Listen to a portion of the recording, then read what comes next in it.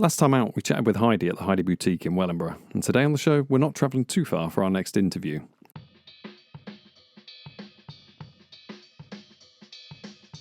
Across the courtyard at the Nen Court development stands Shire Fit. I don't know exactly what purpose the building filled in the past, but today its brick facade has undergone something of a facelift. As you enter the space, there's a coffee shop in the front selling drinks and energy snacks, and beyond it, a huge, bright, open-plan space filled with all manner of exercise equipment where the team run their classes. My name is Jake. I'm head coach at Shire Fit Wellingborough. I've personally been with Shire Fit for just over 2 years now, and we've actually been at Nen Court, the Wellingborough location, which is our second location, for just over a year now as well. So we moved from Findham Road Industrial Estate, and that was like October last year, I think it was.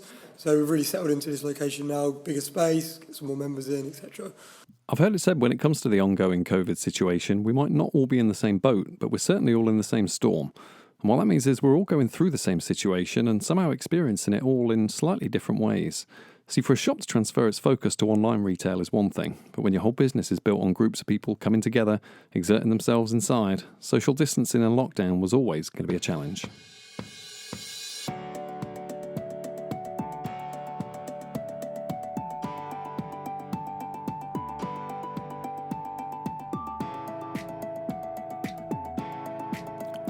Big thanks for joining us then, wherever you're listening to this show. This is Recovery Through Enterprise, a podcast series where we meet some of the amazing small and medium businesses across the East Northamptonshire region, continuing to grow by adapting and rising to the challenges of the ongoing COVID situation.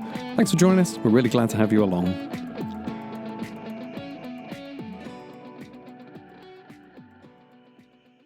Full transparency, I am the least qualified person in Northamptonshire to talk about what goes on in this place. I'm going to leave that to Jake. So initially, Shire Fit was previously called CrossFit East Northants, and continued to follow on the CrossFit methodology. So if people are not sure of that, it's essentially functional training. So we're not like your conventional gym where there's lots of like isolation, resistance machines, that kind of stuff. The only machines that we have are like rowing machines, bike machines, a couple of ski ergs as well.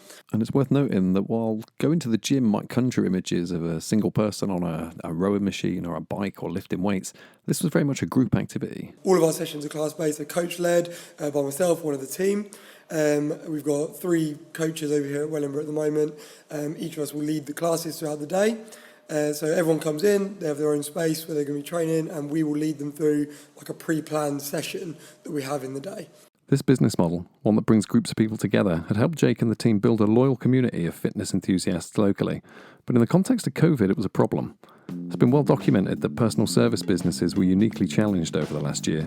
Businesses from nail salons to hairdressers and, gyms suddenly found themselves unable to do the one thing their business was built on: see people. One thing I do know when it comes to exercise and training, the most important part is often planning. For the team at Shire Fit, this approach held when it came to their business planning as well. By the time lockdown came into effect and temporarily closed their doors, the guys had already got a plan to swing into action. Because we managed to switch everything online in order to keep in touch with all of our members, to keep people training from home, a lot of Zoom classes, that kind of thing. So that was a big change and quite a big challenge. But we were able to manage moving through quite consistently.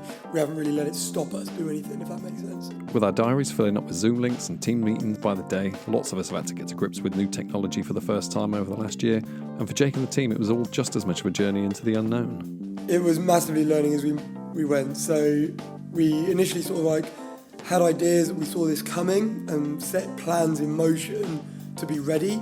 And when we were told that gyms were going to be closing down due to restrictions, it was pretty much an overnight switch. So we did have a plan ready going. We set up a Facebook group for our Shire Fit home where members from across our locations all went into one online location to access all the Zoom classes. A couple of the coaching teams stayed on to obviously lead those, which was really good to see. They got stuck into getting involved with that, and loads of members continue to stick with it, which is awesome to see. As well as enabling their customers to find a way of staying in shape while they were at home, switching to an online delivery method through social media and the like enabled Jake and the team to maintain a close focus on the other important thing that people got from coming to their gym. Primarily, most of what we do is that community basis. So we have quite good personal relationships with all of our members as it is. So switching to that lockdown phase and that online system wasn't too much of a shock in that regard, because we were still in touch with members. We as coaches have most of them on social media and are still in communication with them regularly anyway. We found we were doing a lot more like phone calls, a lot more personal checkups sort of thing, seeing how people are getting on, because it was a hard time for everyone, obviously, going into that lockdown, that isolation period. That wasn't too much of a shock. The difficulty actually came from a little bit of a learning curve on how to lead online sessions, because usually we've always been quite hands-on in the gym, and we walk around, we get close to the members to coach them, give them good coaching cues, that kind of thing. But obviously online, it's quite a challenge, because you're only looking at them on a small screen, especially when we had some of our larger classes had upwards of, I think, 40 members on the screen at the same time. So that's really quite a small screen to look at. So specific coaching was a little bit more challenging. And that's where we continued to really push the personal side of things to just keep people enjoying it, keep people active, keep people training, which was obviously the priority during that period. As Jake mentioned earlier, the gamble paid off. Not only were Jake and the team able to maintain their existing membership through this period, they actually ended up growing and signing up new members along the way as well. As the weeks and months passed though, as restrictions began to ease towards summer 2020, the team's thinking shifted to begin to think about how they were going to be able to reintroduce visitors to the gym for the first time. And to begin with, they started small. We were closed down for quite a big chunk of it, but then we actually reopened when restrictions eased, and we actually had outdoor classes that we were allowed to lead. So we had people come down to the gym location, but we had the car park set up. So we were able to run classes of 5 people, obviously 6 people including the coach.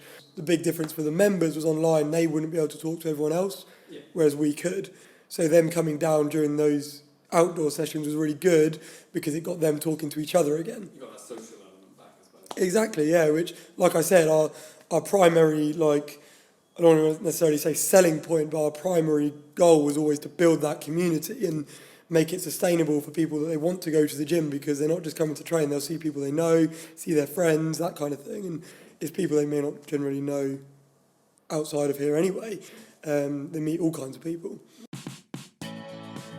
Sometimes it's easy to forget the additional effort and hard work that so many different sorts of businesses have had to put in this last year or so to keep their customers and visitors safe, and at the same time try and carry on with the business as near to normal as possible.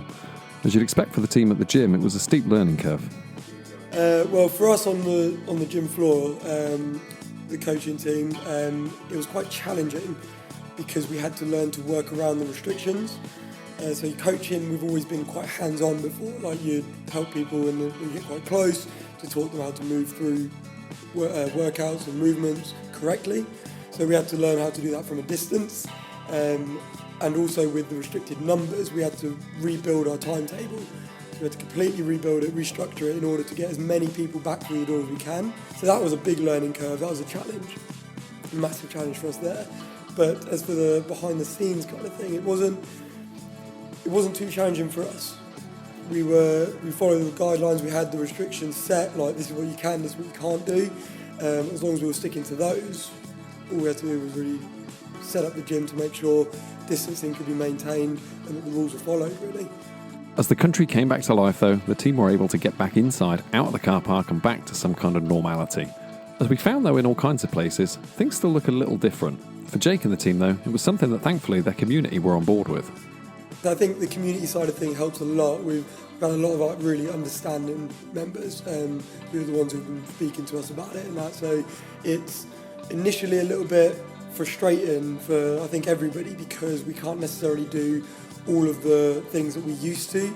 And actually, funnily enough, on the other hand, the box system that we have, so we have a system that everyone has a 2x3 metre square and their equipment will be in there ready to go.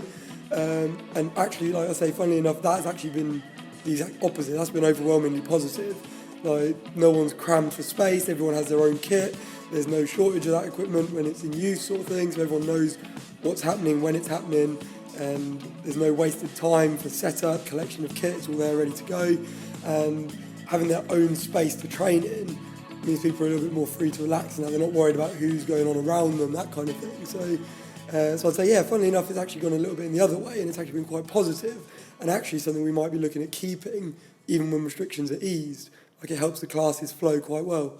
Nice. Okay, so actually it's ended up you've been able to kind of improve the user experience, perhaps as a result of needing to look at it in a slightly different way. Massively, yeah. And I think, don't get me wrong, there was definitely those like that teething phase when we first came back, and we ourselves as coaches, the members as well, were all getting used to the new systems in place and everything. And obviously, change is big for everyone, no matter what it is. Always takes some getting used to.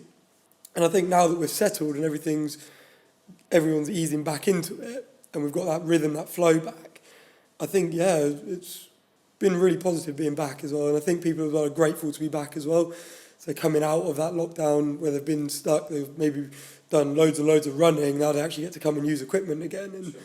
And that's been a big change, but I think a positive one still in terms of getting people back involved.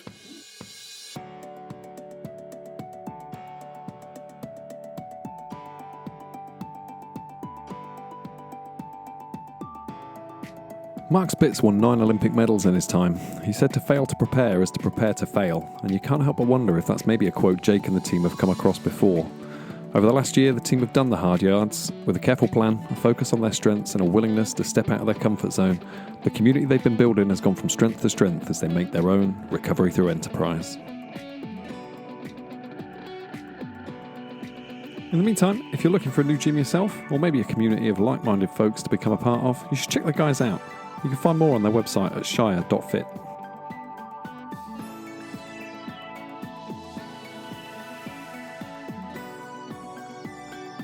Recovery Through Enterprise is a series of packages, projects and support available to businesses across the East Northamptonshire region. You can find out more information on our work and how we can help to support your business through these challenging times at our website. Check out recoverythroughenterprise.co.uk or search for the hashtag recoverythroughenterprise on social media.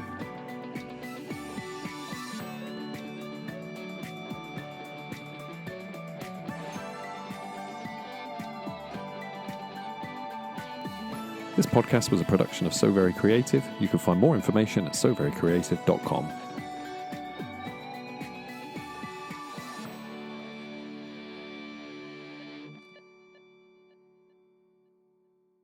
Next time on Recovery Through Enterprise. It was a balance. It's Pep's, it's Pep's health against risking going out, and he wasn't comfortable, and he gave it another couple of days, and he just said, I'm not comfortable here with going out. So he then retracted, and then about 3 days later he had a letter to say he got a shield anyway. We've talked a lot about businesses trying to keep things moving along as normal, but what do you do when being forced into shielding means you can't get out to your customers?